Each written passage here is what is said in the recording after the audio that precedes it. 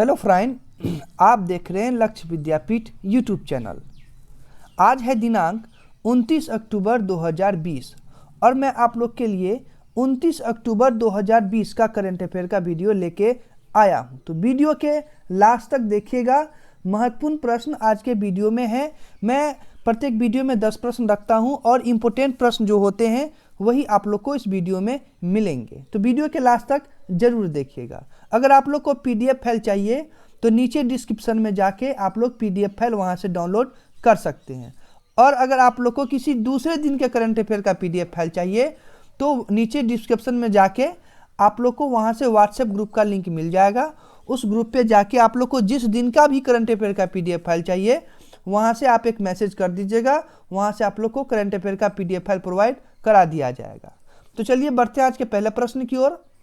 आज का पहला प्रश्न है, आदित्य पुरी ने एचडीएफसी बैंक के एमडी और सीईओ के रूप में कदम रखा है और पुरी की जगह नए एमडी और सीईओ के रूप में किसे नियुक्त किया गया है? तो आइए इसका ऑप्शन देखते हैं। पहला है मलय पटेल, दूसरा है कैजात भरूचा, तीसरा है शशिधर जगदीशन और चौथा है संदीप पारेख। तो ऑप्शन नंबर सी राइट होगा, शशिधर जगदीशन। तो याद रखिएगा आप लोग इसको। आइए इसका व्याख्या समझते हैं।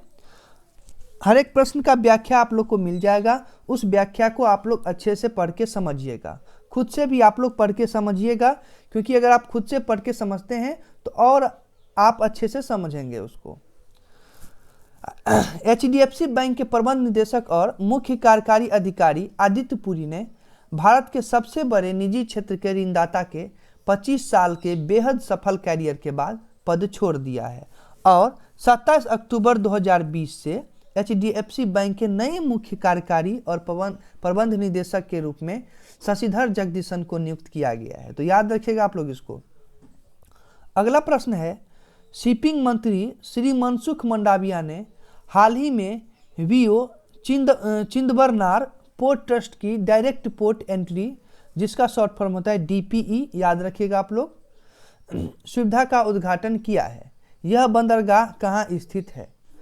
तो आइए इसका ऑप्शन देखते हैं। पहला है गुजरात, दूसरा है तमिलनाडु, तीसरा है केरल, चौथा है आंध्र प्रदेश। तो ऑप्शन नंबर बी राइट होगा, तमिलनाडु। प्रश्न को भी अच्छे से पढ़िएगा और उसके ऑप्शन को भी अच्छे से पढ़िएगा और दोनों को समझिएगा। आइए इसका व्याख्या समझते हैं। केंद्रीय नौवहन राज्य मंत्री श्री मनसुख मंडाविया ने 27 नवंबर 2020 को तमिलनाडु में वीओ चिंदबरनार पोर्ट ट्रस्ट की डायरेक्ट पोर्ट एंट्री, जिसका शॉर्ट फॉर्म था डीपीई, सुविधा का उद्घाटन किया है। तो इस व्याख्या को आप लोग समझ के याद करिए, याद रखिएगा इसको। अगला है, हर साल भारतीय सेना द्वारा इन्फेंट्री दिवस के रूप में वर्ष के किस दिन मनाया जाता है?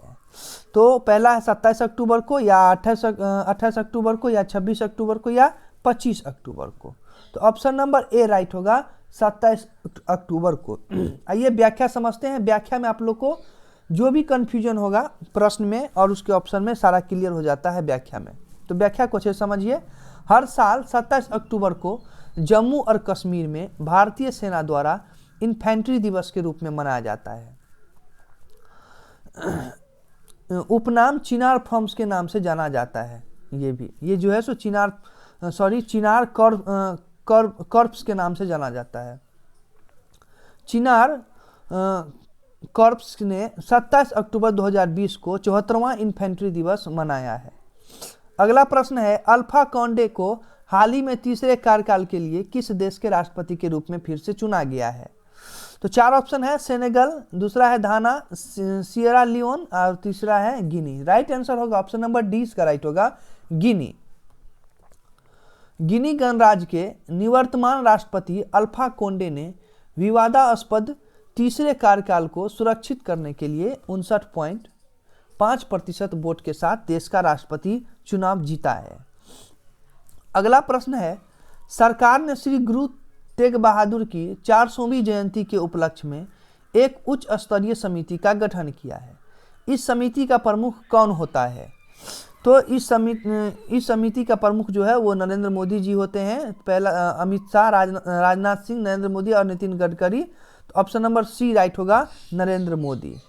तो केंद्र ने श्री गुरु तेग बहादुर की 400वीं जयंती मनाने के लिए प्रधानमंत्री नरेंद्र मोदी की अध्यक्षता में एक उच्च स्तरीय समिति का गठन किया है और केंद्रीय गृह सचिव अजय कुमार भल्ला 70 सदस्यीय उच्च स्तरीय समिति के सदस्य सचिव होंगे। तो व्याख्या को आप लोग याद रखिएगा।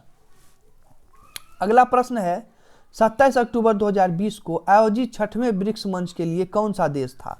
तो इनके 4 ऑप्शन है, रूस, ब्राजील, भारत संसदीय और चौथा ऑप्शन है दक्षिण अफ्रीका। राइट आंसर होगा ऑप्शन नंबर ए, रूस। याद रखिएगा आप लोग इसको।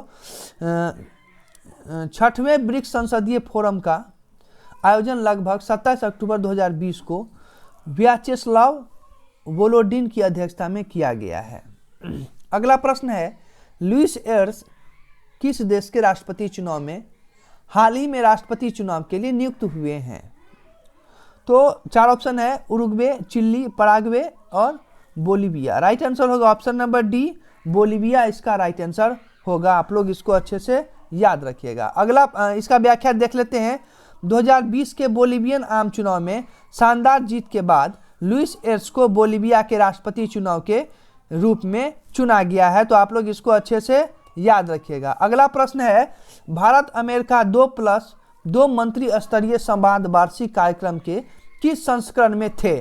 पहला ऑप्शन है दूसरी, दूसरा है तीसरी, तीसरा है चौथी और चौथा ऑप्शन है छठी। तो इसका राइट आंसर होगा ऑप्शन नंबर बी राइट होगा इसका तीसरी। याद रखिएगा आप लोग इसको।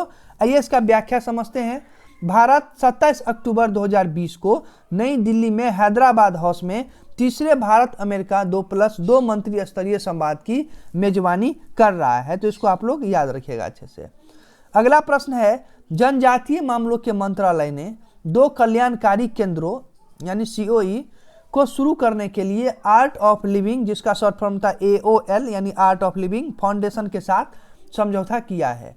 2 COE का उद्घाटन किस राज्य में किया गया है? तो 4 ऑप्शन है, पहला है हरियाणा और पंजाब, दूसरा है उत्तर प्रदेश और राजस्थान, तीसरा है महाराष्ट्र और झारखंड, चौथा है हिमाचल प्रदेश और गुजरात। तो ऑप्शन नंबर सी राइट होगा, महाराष्ट्र और झारखंड। तो याद रखिएगा आप लोग इसको। आइए इसका व्याख्या समझते हैं।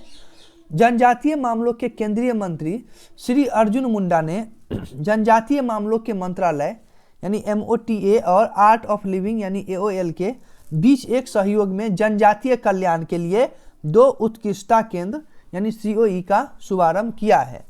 पहला COE महाराष्ट्र के औरंगाबाद जिले में लॉन्च किया गया और दूसरा COE के झारखंड में लॉन्च किया गया है। तो याद रखिएगा इस व्याख्या को आप लोग। आज का आखिरी प्रश्न है कि 2020 ब्रिक्स संसदीय मंच पर भारतीय प्रतिनिधि मंडल का नेतृत्व किसने किया है? तो इनके 4 ऑप्शन है, ओम बिरला, दूसरा है वेंकैया नायडू, तीसरा है प्रहलाद जोशी, चौथा है नितिन गडकरी। तो ऑप्शन नंबर ए इसका राइट होगा, ओम बिरला। याद रखिएगा आप लोग इसको। आइए इसका व्याख्या समझते हैं। भारतीय संसदीय प्रतिनिधि मंडल का नेतृत्व लोकसभा अध्यक्ष ओम बिरला कर रहे हैं और इसमें लोकसभा सदस्य कनिमोझी करुणानिधि भी शामिल है। तो याद रखिएगा इस 10 प्रश्न को आप लोग अच्छे से समझिएगा और सारे व्याख्या को अच्छे से आप लोग समझ के उसको याद भी रखिएगा। आने वाले हर एक एग्जाम में उम्मीद है आप लोग के लिए ये सारे प्रश्न जरूर इम्पोर्टेंट होंगे। तो अगर आप लोग को वीडियो अच्छी लगती है तो वीडियो को आप लोग लाइक तो जरूर ही कीजिएगा और सब्सक्राइब भी कीजिएगा। तो चलिए मिलते हैं नेक्स्ट वीडियो में अगले दिन के करंट अफेयर लेके। तब तक के लिए धन्यवाद।